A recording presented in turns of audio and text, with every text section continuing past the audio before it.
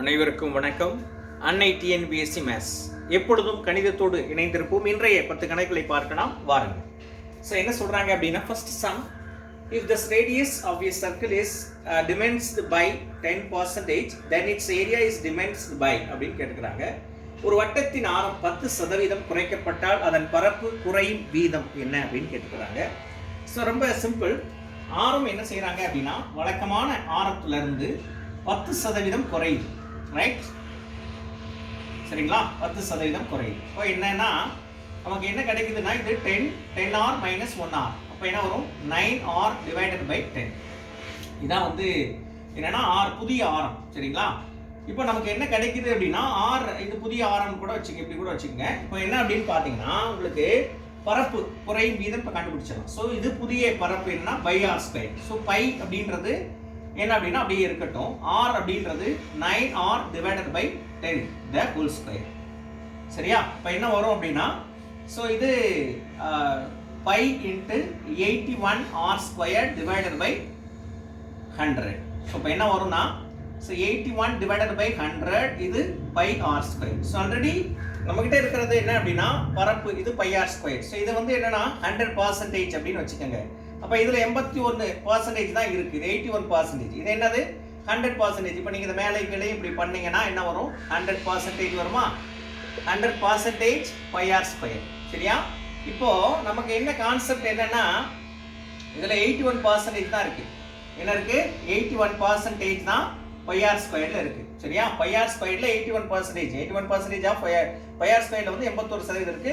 இதுல 100% இருக்கு. இப்போ இதுல இருந்து சப்ட்ராக்ட் பண்ணீங்கன்னா உங்களுக்கு என்ன கிடைக்கும் அப்படின்னா, ஆன்சர் என்னன்னா 100 minus 81 is equal to 90. So therefore என்ன அப்படின்னா ஆன்சர் இஸ் என்னது? 90%.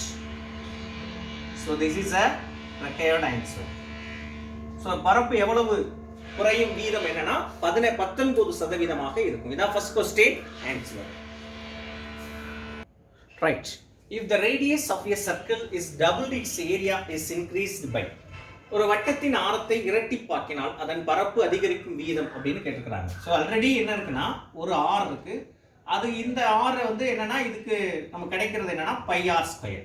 சரிங்களா? புதிய ஆரம் எப்படி ஆகுதுன்னா, இதுல இருக்கிறதுல இரட்டி பார்க்குறாங்க. இது 2r அப்படின்னு.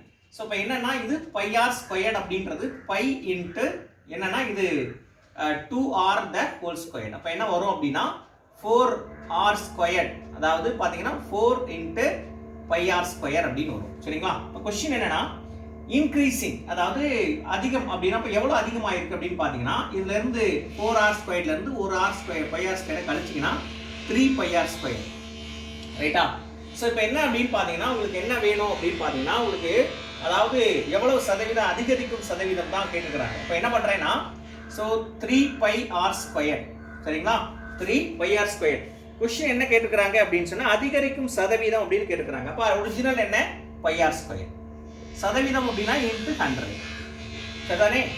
அப்போ என்ன வரும் அப்படின்னு பார்த்தீங்கன்னா, பை ஆர் ஸ்கொயர் கேன்சல். அப்போ 300% வந்து இன்க்ரீஸ் ஆகும். Therefore answer is 300%. This is a second question answer. Right. If the circumference of a circle increases from 4 pi to 8 pi, what change occurs in its area அப்படின்னு கேட்கிறாங்க. ஒரு வட்டத்தின் பரிதி 4 by முதல் 8 by வரை அதிகரிக்கப்பட்டால் அது பரப்பில் ஏற்படும் மாற்றம் என்ன அப்படின்னு கேட்கிறாங்க. அதாவதுங்க ஃபர்ஸ்ட் வந்து என்னன்னா, சர்க்கம்ஃபரன்ஸ் அதாவது வட்டத்தின் பரிதி என்னன்னா, இதே 2 பை ஆர், அந்த சுற்றளவு தான். ஸோ இதை 4 பைன்னு வச்சுக்கிறேன். இது என்ன பண்றேன் அப்படின்னா 2 பை ஆர், இதை இன்க்ரீஸ் ஆனதை இந்த ஆரை இப்படி வச்சுக்கிறேன். So 8 by. ஓகே. ஸோ இப்போ என்ன ஆச்சுன்னா பை பை, அப்போ வந்து ஆர் அப்படின்றது என்னன்னா 1 2 is 2 2 2 are 4. இப்போ 2 அப்படின்னு வரும். இது by by cancel, 1 2 is 2 4 2 are 8. அப்போ ஆர் என்னன்னா 4 அப்படின்னு வரும். ஸோ இது ஏரியாவில் ஏற்படும் தான் பரப்பில் ஏற்படும் மாற்றம் தான் கேட்குறாங்க. So pi R square. அப்போ என்ன? பை இன்ட்டு 2 ஸ்கொயர் என்ன வரும் அப்படின்னா 4 பை அப்படின்னு வரும். சரிங்களா? இது வழக்கமாக இந்த சேஞ்சில் நடந்தது. இது வந்து என்னன்னா பை கேபிட்டல் ஆர் ஸ்கொயர். அப்போ பை இன்ட்டு 4 ஸ்கொயர். இப்போ என்ன வரும்னா 4 16. இப்போ என்ன வரும் அப்படின்னா, ஸோ 16 பை அப்படின்னு வரும் இல்லையா? 16 பை. ஸோ 16 பை அப்படின்னா இதை நான் இப்படி பிடிக்கிறேன், 4 இன்ட்டு 4 பை. அப்போ வழக்கமாக இருந்ததுல இருந்து அதிகரிக்கும் போது பரப்புல ஏற்படும் மாற்றம் என்ன அப்படின்னா இதை விட இது 4 மடங்கு அதிகமாகும். சரியா? 4 மடங்கு அதிகமாகும். சரிங்களா? பரப்பில் ஏற்படும் மாற்றம் என்ன? 4 மடங்கு அதிகமாகும். சரியா? இதுதான் concept. So therefore answer is right 4 மடங்கு ஆகும். சரியா? எத்தனை மடங்கு ஆகும்? 4 மடங்கு ஆகும். இது வந்து third question answer. Right. If the radius of a circle is increased by 75%, then its circumference with increased by ஒரு வட்டத்தின் ஆரம் 75% அதிகரிக்கப்பட்டால் அதன் சுற்றளவு அதிகரிக்கும் விகிதம் அப்படின்னு இருக்கும். வழக்கமான சுற்றளவு என்னன்னா 2πr அப்படின்னு இருக்கட்டும் வச்சுக்கோங்க. இப்போ இதில் என்னன்னா ரேடியஸ்ல r இருக்கு, அதுல 75% என்ன செய்தா அப்படின்றாங்க, இன்க்ரீஸ் ஆகுது அப்படின்னு சொல்றாங்க. ஸோ r இருக்கு, அதுல 75% இன்க்ரீஸ். ஸோ 325 இது 425. ஸோ ஆட் பண்ணீங்க அப்படின்னா 4r + 3r 7r/4 இது capital R.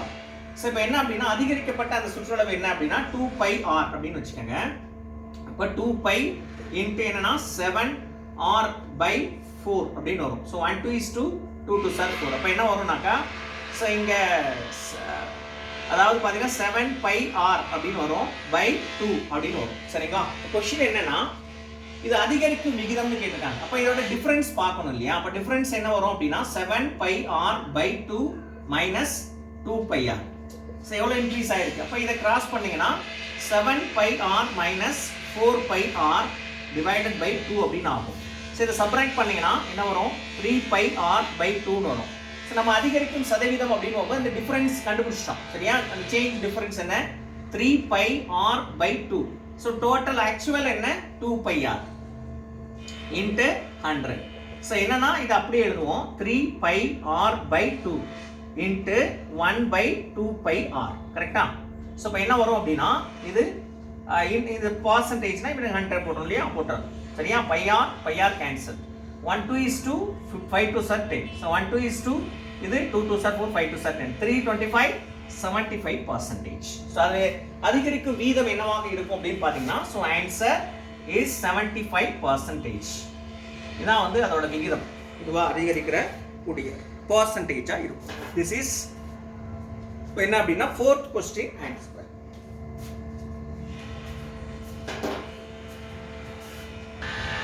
Right. The area of rhombus is 150 cm squared. The length of one of its diagonals is 10 cm. The length of the other diagonal is அப்படின்னு கேட்டிருக்காங்க. ஒரு சாய்சதுரத்தின் பரப்பு 150 cm, அதன் ஒரு மூலை விட்டத்தின் நீளம் 10 cm எனில் மற்றொரு மூலை விட்டத்தின் நீளம் என்ன அப்படின்னு கேட்டிருக்காங்க. நம்ம என்ன அப்படின்னா இந்த மாதிரி கொடுக்குற அதாவது பார்த்தீங்கன்னா சாய் சதுரத்துடைய பரப்பு என்ன அப்படின்னு நம்ம பார்ப்போம். பரப்புன்றது ஃபார்முலா என்ன அப்படின்னா AB/2. இது எவ்வளோ கொடுத்துருக்காங்க அப்படின்னா 150 அப்படின்னு கொடுத்துருக்காங்க. இதில் என்னென்னா ஒரு நீளம் கொடுத்துட்டாங்க. அப்போ 10. ஸோ ஏதோ ஒன்று 10 × Bன்னு கூட வச்சுக்கோங்க. So is equal to 150. So 1 சைவருக்கு ஒரு சைவர் அடிச்சிடுறேன். இதை கிராஸ் பண்ணீங்கன்னா B is equal to 30 cm. So answer is என்னன்னா 30 cm. This is a fifth question answer. Okay. Right. One of the diagonals of a rhombus is double the other diagonals. Its area is 25 square centimeter.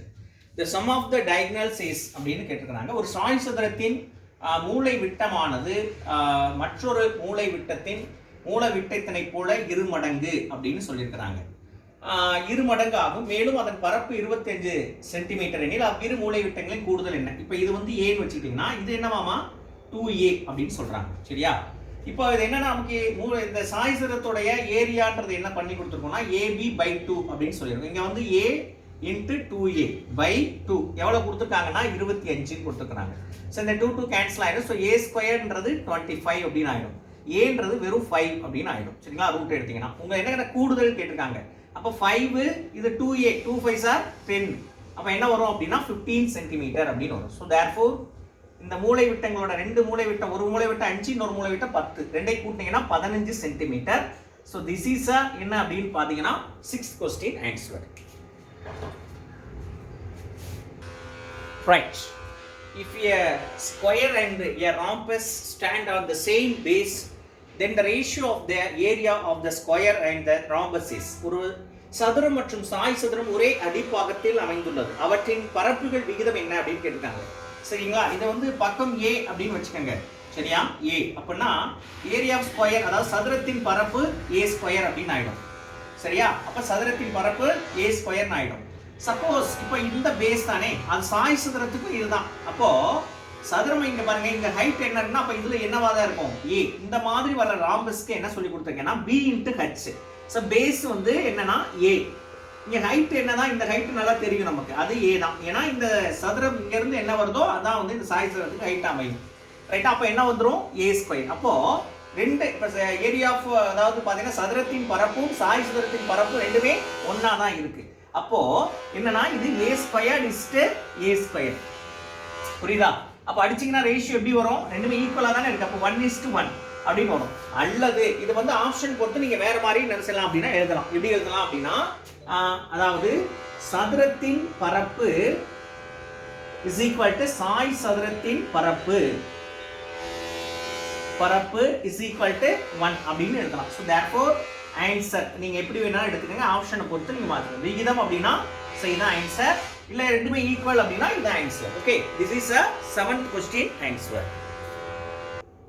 Right. The difference between the circumference and the radius of a circle is 37 cm. The area of the circle is, ஒரு வட்டத்தின் சுற்றளவிற்கும் அதன் ஆரத்திற்கும் உள்ள வித்தியாசம் 37 சென்டிமீட்டரில் அதன் வட்டத்தின் பரப்பு என்ன அப்படின்னு கேட்டுக்கிறாங்க. இதோட சர்க்கம்ஃபரன்ஸ் அப்படின்றது என்னன்னா 2πr, அதாவது சுற்றளவு. அதோட ஆரம் என்ன? 6. அதுக்குள்ள டிஃபரன்ஸ் என்ன கொடுத்துருக்காங்கன்னா 37. சரியா? இந்த பையோட வேல்யூ என்னன்னா 3.14 அப்படின்னு சொல்லுவோம் இல்லையா? ஸோ இப்போ r - r is equal to 37. So இதை மல்டிப்ளை பண்ணீங்கன்னா 8, ஸோ 2, அப்புறம் 6.28r - r 37. ஸோ 6.28r அதை கழிச்சிங்கன்னா இதுல இருந்து ஒரு ஆரை கழிச்சிருங்க, ஒரு ஆறு கழிச்சிங்கன்னா 5.28r is equal to 37.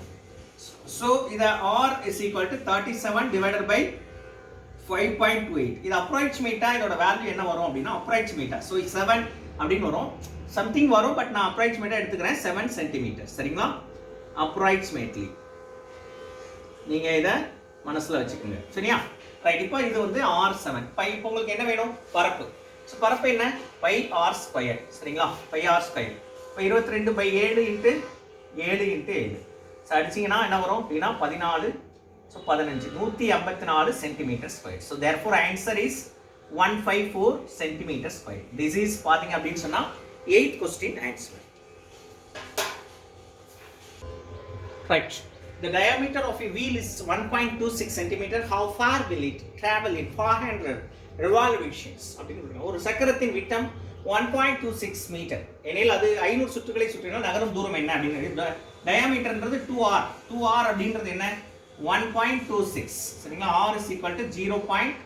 So 6 2s are 12, 3 2s are 6 அப்படின்னு கிடைச்சது. இது என்னது? So r. உங்களுக்கு என்ன வேணும் அப்படின்னா ஒரு சுற்று அப்படின்றத முதல்ல கண்டுபிடிக்கணும் இல்லையா? ஒரு சுற்று என்ன?